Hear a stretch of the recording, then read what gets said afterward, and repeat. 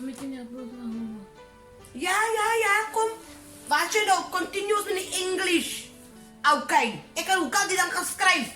Jy weet my English is baie goed. Ek was 'n top student. Ek gaan dit jou aan mekaar sê. Flying colors, flying. We gaan sê 50 woorde. Skryf soos ek praat. Cassie and Mark went up the boom and down the boom.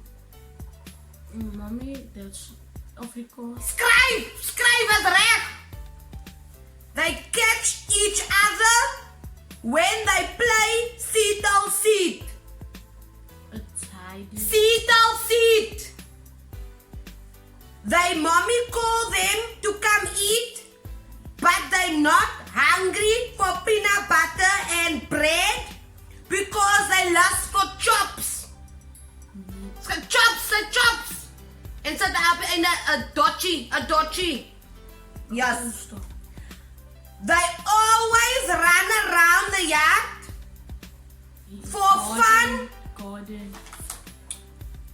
For fun. Nou mense wat ek het vir jou Engels geleer. Ek het vir jou geleer.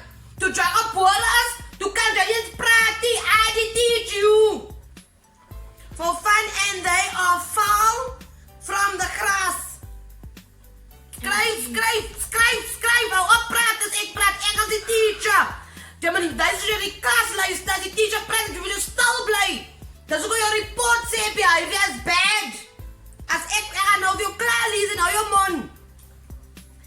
They love to go on the bike because the villages is fast and faster on the road. Wheels. Skryf. En dan sê jy dat ding is nou professional. Dis hoe jy eindig. Thank you. Maak so 'n halve cirkel maak op die einde daar. 'n brekker. Nee, dit op die einde. 'n brekker. Dan sê jy dat Mama.